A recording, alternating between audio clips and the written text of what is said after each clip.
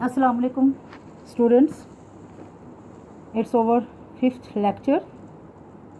Now the next topic of this chapter is the classification of organic compounds. Classification of organic compounds. There are number of organic compounds, many more organic compounds, so we have classified them into different categories.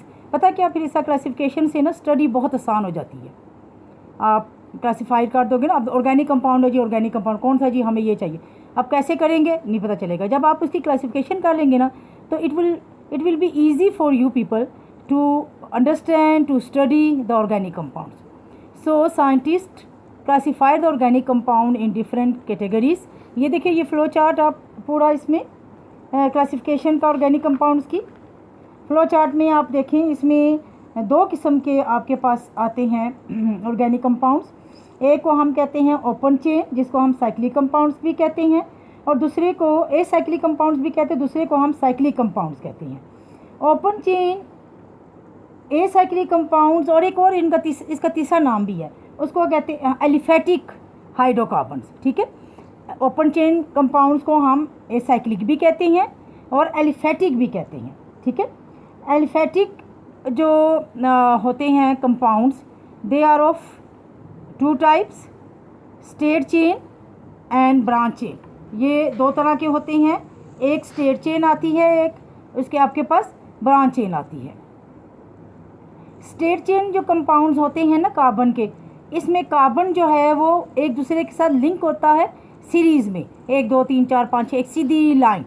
ठीक है, ये देखिए नीचे आपने देखा CH3 CH2 CH2 CH3, this is butane. Butane, अब ये state chain है ना, इसको हम कहते हैं नॉर्मल ब्यूटेन. इसीलिए इसने इसके साथ N लिखा हुआ है, N ब्यूटेन. ठीक है, हमने इसको शॉर्ट वे में लिखा है N ब्यूटेन. ठीक है, इसको हम नॉर्मल ब्यूटेन भी कहते हैं. अब इसी तरह से स्टेट चेन में जब जाते हैं तो हमारे पास दूसरी आती है ब्रांच चेन. ब्रांच चेन जो है वो ऑर्गेनिक कंपाउंड्स होते हैं जो कि साइड में कार्बन के साथ अटैच हो जाते हैं, यानी कार्बन के साथ अटैच है, फिर उसके साथ साइड के साथ अटैच हो जाते हैं. देखिए, वो आपके पास CH3 CH और CH3 ये आपके पास है 2 मिथाइल प्रोपेन, लेकिन actually this is the butane.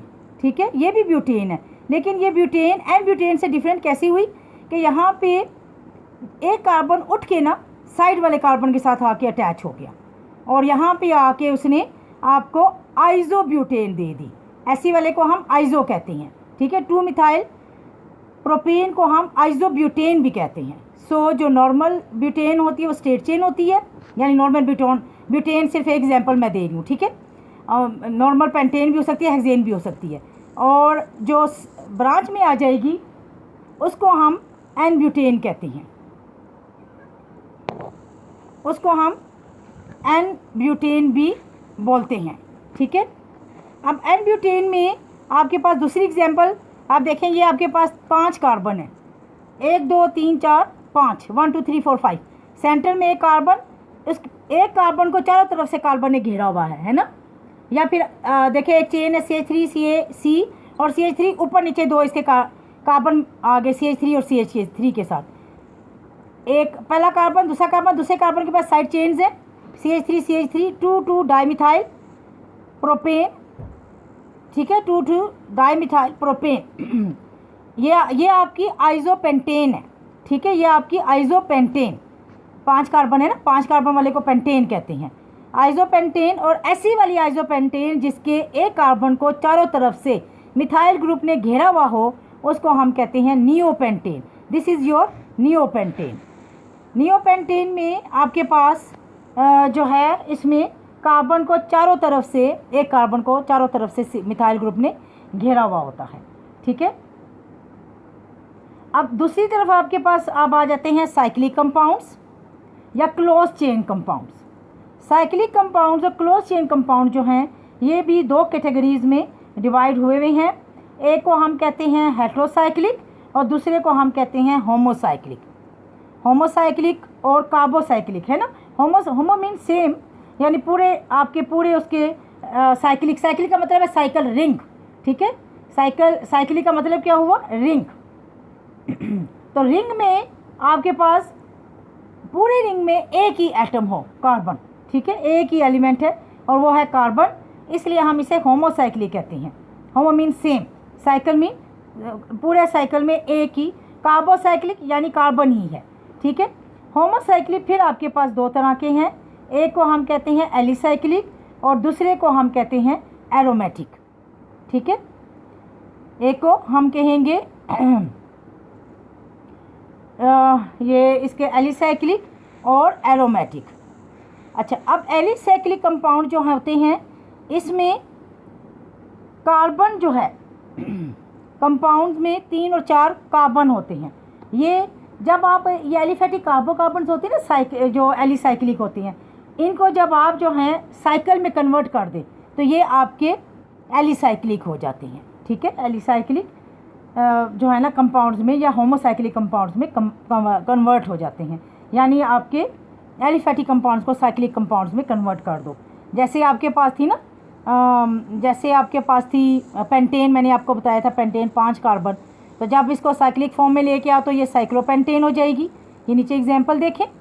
फिर इसी तरह से हेक्सेन थी आपके पास 6 कार्बन वाली स्ट्रेट चेन या ब्रांच चेन में, तो उसको अगर आप साइक्लिक फॉर्म में ले आएंगे तो this will be known as the cyclopentane. Second example देखें, ये आपकी साइक्लोपेंटेन और फिर आगे आपकी साइक्लोहेप्टेन, ठीक है। ये आपके पास जो है एग्जांपल आ जाती है साइक्लिक कंपाउंड्स की, जिसको हम एलिसाइक्लिक कहते हैं या कार्बोसाइक्लिक कंपाउंड्स कहते हैं। इसमें देखें एटम्स जो हाइड्रोजन के एटम होते हैं ना कंपाउंड्स में, ये जो है दूसरे ग्रुप के साथ सब्स्टिट्यूट होते हैं। जैसे अभी मैं आपको ऊपर आप देखें, पहले फिर चले ना उधर CH3 CH2 CH3 प्रोपेन थी ये आपके पास, है ना, CH3 CH2 और CH3 ये प्रोपेन थी, ठीक है। जब आप इसको ले आते हैं ना इसमें साइक्लिक में, साइक्लोप्रोपेन में, तो आपके पास आ जाएगा CH2 फिर CH2 फिर CH2, यानी 2 हाइड्रोजन इसमें से रिमूव हो गई, ठीक है, और उनकी जगह पे किसने सब्स्टिट्यूट कर लिया, कार्बन ने कार्बन के साथ साइक्लिक फॉर्म में बॉन्ड बना लिया, ठीक है जी। क्लियर हुआ। इसके बाद नेक्स्ट जो है वो आपके पास आता है हेट्रोसाइक्लिक कंपाउंड्स। हेट्रोसाइक्लिक कंपाउंड जो होते हैं ये होमोसाइक्लिक में आपके पास एलिसाइक्लिक और दूसरे आपके पास आ जाते हैं एरोमेटिक। एरोमेटिक कंपाउंड जो होते हैं aroma, aromatic is a word derived from aroma. Aroma mean a Latin word which mean smell, यानी ऐसे वाले कंपाउंड जिनमें से ख़ास किस्म की खुशबू आए, ठीक है ना, उसको हम कहते हैं एरोमेटिक कंपाउंड्स। इनमें और दूसरे लफ्ज़ों में हम कहते हैं जिनमें बेंजीन रिंग हो। बेंजीन रिंग ब्रश, ये अब ऑन करो, ये देखें, ये बेंजीन रिंग जिसको मैंने सर्कल किया है ना बेटा, ये है आपका बेंजीन रिंग, ठीक है। तो ऐसे वाले कंपाउंड्स जिनमें बेंजीन रिंग मौजूद हो उनको हम कहते हैं एरोमेटिक। मैंने भी आपको बताया एरोमा स्पेसिफिक जो है जिनमें से स्मेल आए उसको हम कहते हैं एरोमेटिक कंपाउंड्स, ठीक है। एरोमेटिक कंपाउंड जो होते हैं ये आपके इनमें आपके पास जो हैं वो, आप नीचे आएँ ज़रा, एग्जांपल्स देखें एरोमेटिक कंपाउंड्स की।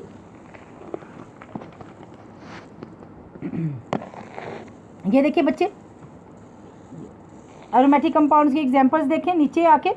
ये इसमें ये देखें आप, इसमें साइड चेन पे भी फंक्शनल ग्रुप लगे हुए हैं। ये जो फंक्शनल ग्रुप आगे मैं आपको, अगला आपका टॉपिक होगा फंक्शनल ग्रुप का, उसमें मैं आपको समझाऊंगी फंक्शनल ग्रुप क्या है।